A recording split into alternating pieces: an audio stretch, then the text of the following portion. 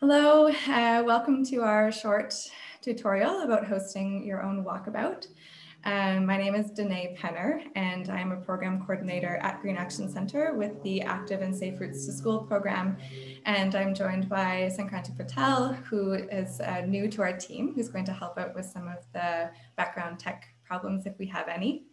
So I will very briefly talk about walkabouts, how to plan one, how to host one, and then some of the formats that we have prepared for October this year.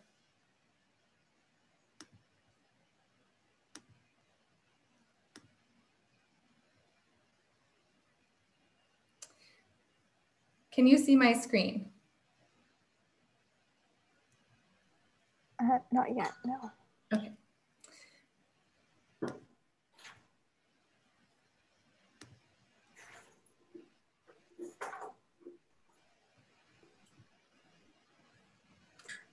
Okay, so Walkabouts 101, what makes neighborhoods good for walking? What we'll cover today is what is a walkabout, what to talk about with your students, and then our three different models, walkabout drawing, walkabout scores, and formal walkability audits. So what is a walkabout? Essentially, it's walking with a critical eye. It is a tool used in urban planning to gain an understanding of people's experiences with walking in their neighborhood and neighborhood accessibility. It's a tool to both learn from residents of what they're experiencing and then also share information about what makes a good walking neighborhood and different things to look out for. And so if you're hosting a walkabout with your students, what should you try to talk about? You want to talk about walking safety, some aspects of road safety, and then cover different aspects of infrastructure that can make a neighborhood good for walking or not so good for walking. And these are a little bit dry and can be difficult to get students interacting with the concepts or engaged. So there's kind of two different ways that we've come up with that you can use to talk to your students about walking safety. And the first we've called the ups and downs, which is a series of questions that you can pose to your students that they stand up to say yes or sit down to answer no. If you prefer to use a hand up or a hand down, that works just as well. And we've put together some questions that you can pose to students that would work really well for that. So you could do a simple bike, walk, roll survey. Did you bike to school today? Did you walk to school today? You can ask them if they feel safe crossing the street as they get to school. And that creates an opportunity to talk to students about some of the difficulties that maybe they're experiencing in their neighborhood or on their trip to school. And then there's some bigger questions that talks more specifically about different aspects of walking safety or road safety. And so the questions that we've put together are, the first that you could ask is, when there is no sidewalk, do you walk on the left side of the road? And students can stand up to say, yes, you do, or stay seated to say no. The right thing to do is, yes, walk on the left side of the road, and you can talk about why that is. Another question that you could pose is, do you start crossing the street at an intersection if the hand signal is flashing? No, you shouldn't. You should wait until the full light cycle goes through and there's a person walking in the light signal. And lastly, you can talk about speed limits. So maybe ask students what speed limit they think it is on their street where they live or on the street at the school. And you can talk more about speed limits and how 30 kilometers per hour is the only safe speed when people are sharing the street with cars. So if they're walking or biking on the same street as people drive. And 30 kilometers per hour is the safe speed based on physics and is the only safe speed that the World Health Organization recognizes. And then the other thing you want to talk about is different aspects of infrastructure. And the easiest way to do that is to just share some photos. So we've put together a few photos that were taken around schools. Most of them are in Winnipeg. And we can share these photos with you after the session today so that you can use them with your students. So we've started with the bad stuff. Negatives, things that make streets unsafe for walking.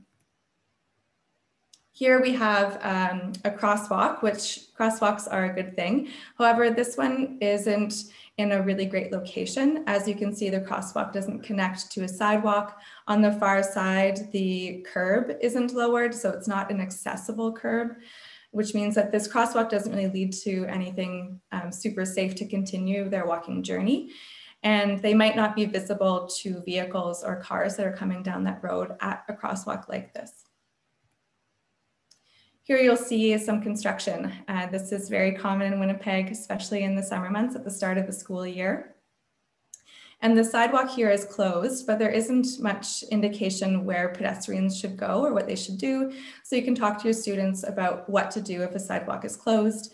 In a place like this, you would want to go back the direction that you came from and find a safe intersection to cross the street, and then go to the other side and continue walking. And this photo was taken outside of a school during a pickup or drop-off time. And this will be a very common scene in Winnipeg at schools across the city, especially this year with changes in busing. And the different ways that kids are getting to school is a bit different than it has been in the past. So you can talk to students about what to do if the street is really busy like this. They should find a safe crosswalk, and then they should always make sure that vehicles that are coming see them. Because of kids' height, they often aren't seen because they're kind of tucked away behind cars.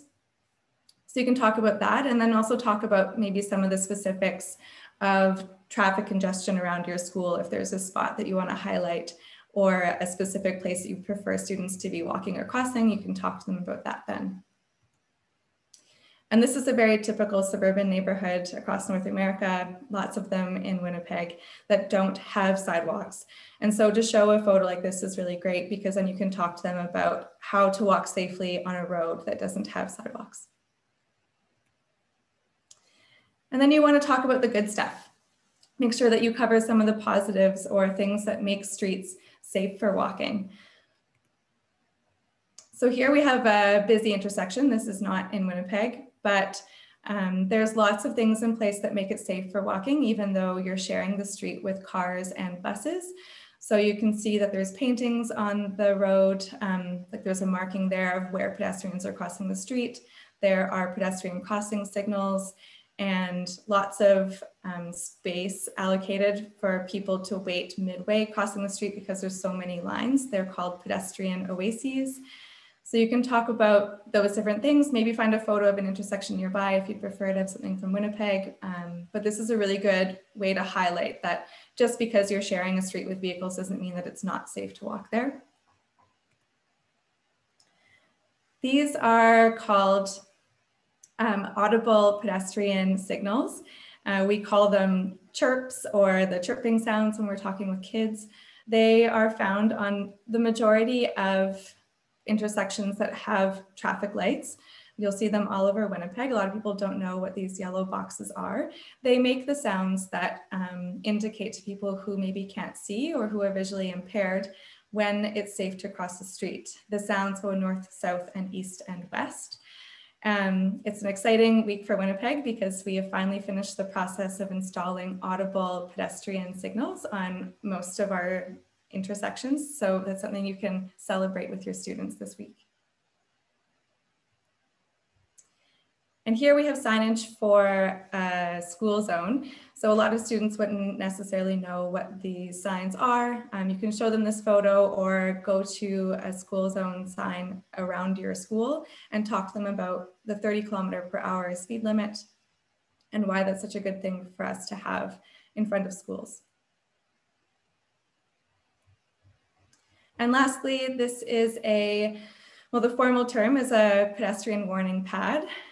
We call them Braille sidewalks when we're talking to kids because that's something that they can identify with. These are a good way to provide kids with a visual cue of where they should stop walking if they're crossing a street, to stop there and look both ways. And they were created to give an indication for people who maybe don't see very well that they are coming up to a road and that they should stop there and find a safe way to cross. But this is a good spot that you can use when you're walking with kids that, if they're up in front of you or ahead of you somewhere that they can wait there for you to get there to cross the street with them safely. And it's kind of a way to break up a walk too. If you're going on a walk with a bunch of your students, it's something that you can highlight and talk about that makes our city more accessible. So now we'll talk about the different kinds of walkabouts that we've created for Walktober.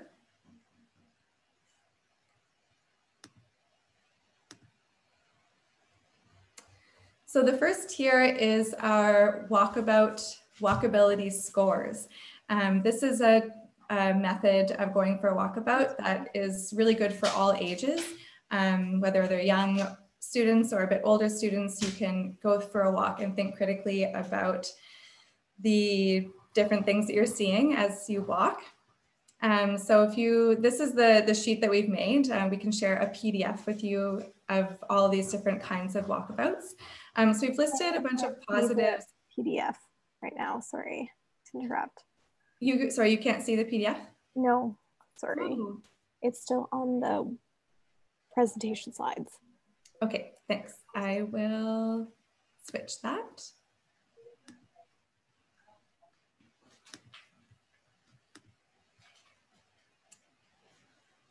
Okay, can you see it now? Yeah. Okay, great. So this is the PDF of the walkability scores that we put together, and it's a way of scoring your neighborhood based on things that you see, hear, or feel on a walk. We've got a list of positive things that you can look for and negative things that you can look for. And so as you're walking, students can go through this list and check off anything that they see or experience on their walk. And then after you've done that, you can score your neighborhood. So you tally up how many positive things you saw or experienced and how many negatives, and then come up with a final score for the streets that you walked on or part of your neighborhood. We've got 3 different categories that we created. 0 to 17 is so good. Your neighborhood is a good place to walk. It makes you feel good when you're walking, and it's probably good for riding bikes too. 0 to -5 is, okay. You've kind of balanced out the positives and negatives, but there's still some things that you could do to improve the walkability of the streets that you were on. And maybe you want to highlight some things, the students that you saw that could be changed to make it better for walking. And then -5 to -15 is, your streets need a lot of improvement. And we've covered a couple of things here that students can do to take action for safer and better walking. Some simple things that they can do right now, and then some things that communities can do that would maybe take a bit more planning.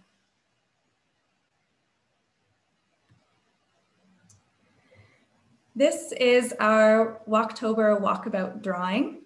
It's also designed to go in to be part of a walkabout, but it's a good alternative if you have a rain day or really poor weather and you can't actually go out and do the walkabout.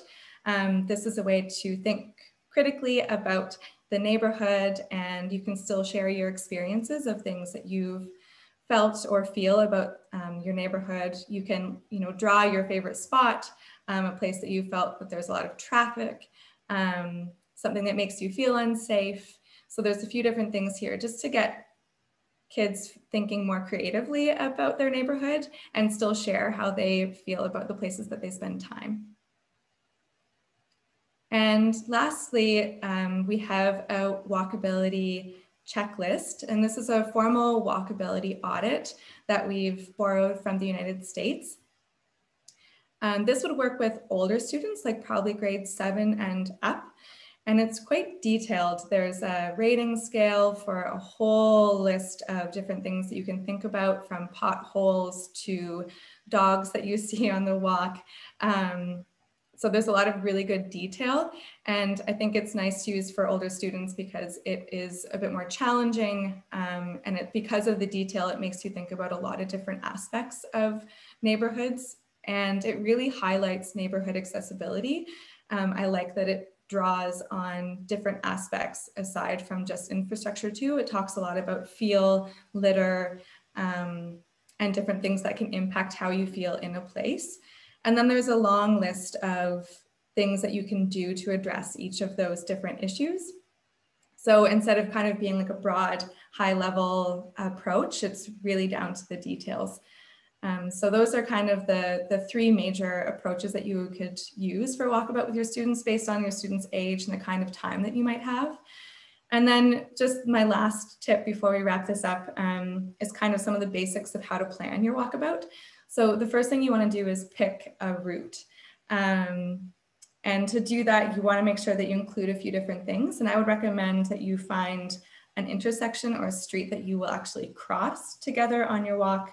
Try to find different kinds of streets that you'll include. So include residential, and then maybe do a block on a busier street so that kids can talk about that and you can talk with them about what those differences might be.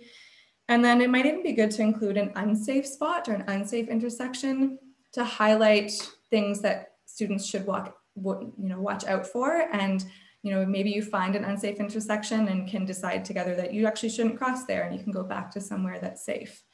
And then lastly is to walk in small groups, probably 10 students or less per supervising adult. And then to have students pair up so that one student is focusing on the checklist or focusing on making notes of things they'd like to draw. And then the other student can kind of watch out for things that are happening on the street and following the map of the route so that they don't get lost.